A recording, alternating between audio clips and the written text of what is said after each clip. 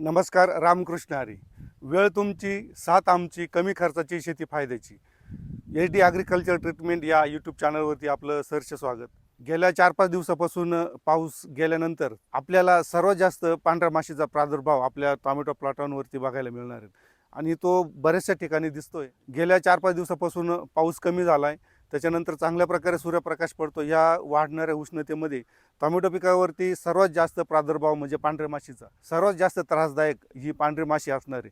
त्याचं नियंत्रण आपण कशा पद्धतीनं करू, त्याचं टेक्निक किंवा त्याचं गुणसूत्र आपण जाणून घेणार आहोत. त्याच्या आधी पांढऱ्या माशीचा जर आपण जीवनक्रम जर समजून घेतला तर आपल्याला कंट्रोलिंगसाठी किंवा त्याच्यावरती उपाययोजना करायला सहज सोपं जाणार आहे.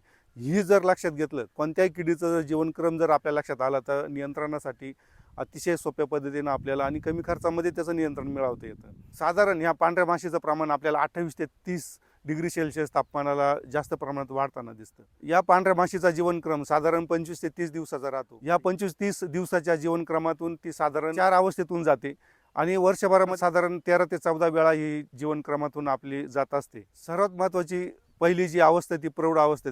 प्रौढ अवस्थेतून गर्भधारणेनंतर क्लस्टरमध्ये अंडी घालते. ही पांढरी माशी साधारण दिवसाला 200 ते 250 अंडी घालू शकते. ही अंडी उबण्यासाठी साधारण 8 ते 20 तासाचा कालावधी लागतो.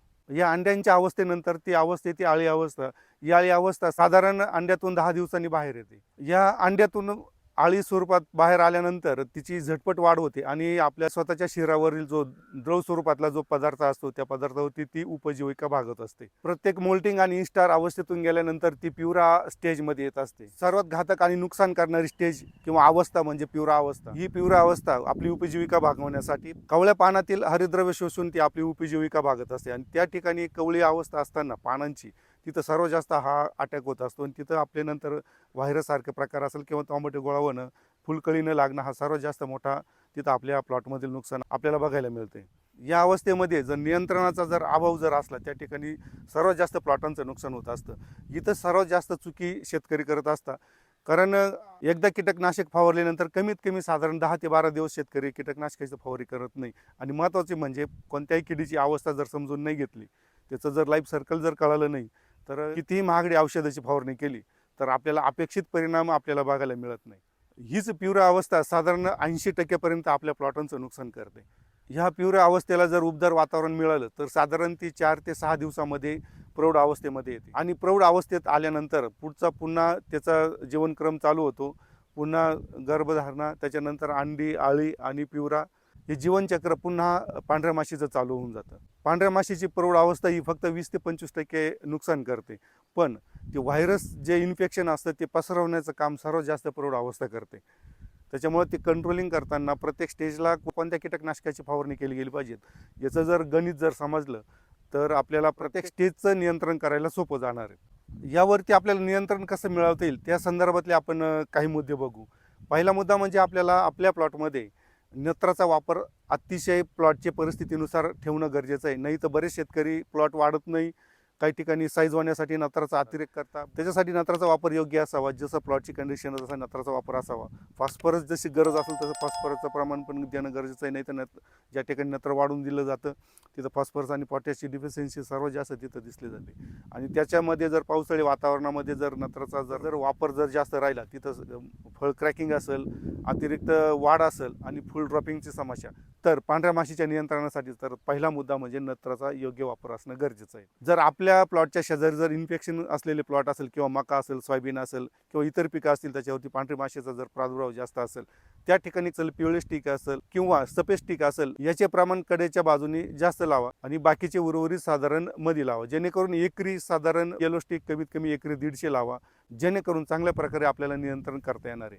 आणि खर्च खूप होतो असं काही नाही. जर आपल्या औषधामध्ये जर कमीत कमी 40-50% जरी खर्च वाचला तर खूप मोठं नुकसान आपल्यासाठी वाचणार आहे.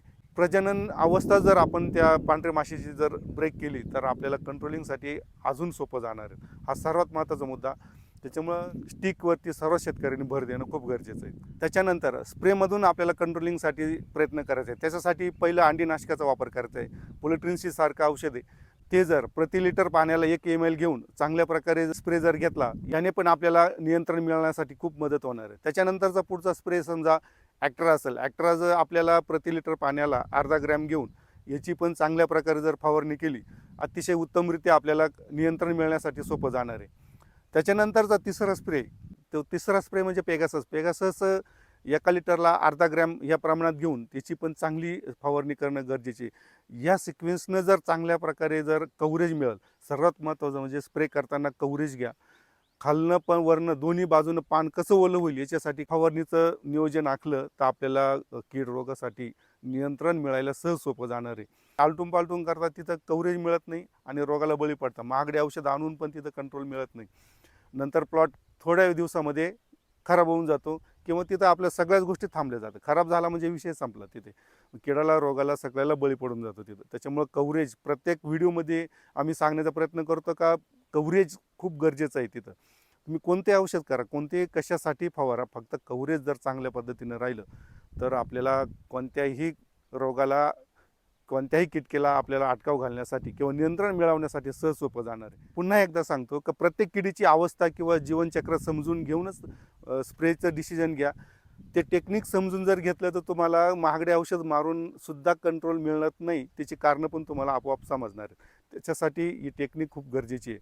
हे समजलं तर आपल्याला सहज कशावरतीही नियंत्रण मिळवता येणार आहे. व्हिडिओ आवडल्यास नक्की शेअर, सबस्क्राईब आणि लाईक करा. काही शंका असल्यास कमेंट सेक्शनमध्ये लिहा. त्या शंकेचं निरसन आम्ही व्हिडिओच्या माध्यमातून पूर्णतः करण्याचा प्रयत्न करू. धन्यवाद.